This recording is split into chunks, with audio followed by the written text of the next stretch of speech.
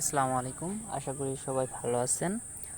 তো আজকে আপনাদের মাঝে আমি এমন একটি ট্রিক্স শেয়ার করব যেটার মাধ্যম দিয়ে আপনি দেখতে পারবেন যে আপনার ফোনটা কি হ্যাক হয়েছে কি না।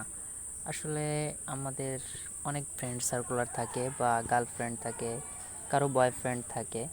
তো তারা তাদের বয়ফ্রেন্ড গার্লফ্রেন্ডরা ফোনটা হাতে নিয়ে অনেক কিছু করে, যে আপনার ফোনটাকে সে হ্যাক করে দেখতে চায় যে আসলে সে কার সাথে কথা বলে বা কি করে, এরকম বিষয় কিছু।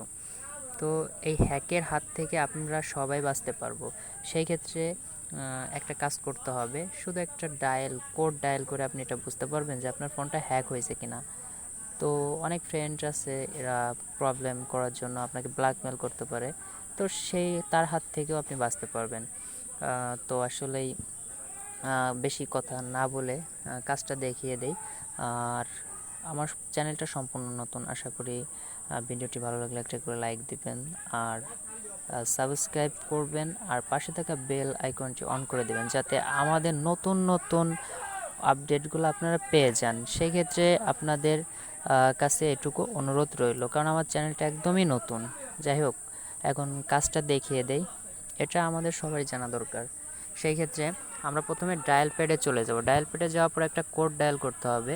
শুধু একটা কোড ডায়াল করার মাধ্যমেই কিন্তু আমরা হ্যাকিংয়ের হাত থেকে বাঁচতে পারবো।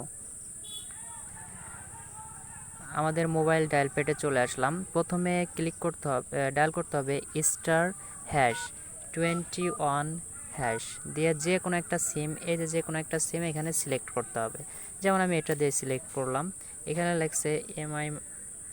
হ্যাঁ, এই যে দেখতে পাচ্ছেন আপনারা যে একটা চলে আসছে নোটিফিকেশন। এইখানে আমার টোটাল কয়টা 10টাই আছে। এইখানে মনে করেন যে নট ফ্রড, দেখছেন এই নট ফ্রড সব করে, কিন্তু আমার নট ফ্রড, কারণ আমারটা কেউ হ্যাক করেনি, তাই নট ফ্রড আসছে।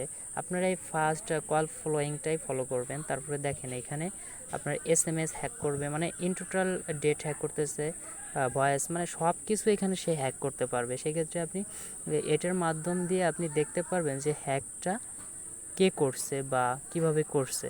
সেই ক্ষেত্রে আপনি এখান থেকে এই কল ফলোয়িংয়ের ভিতরে যেয়ে আপনি সব কিছু কেটে দিতে পারেন।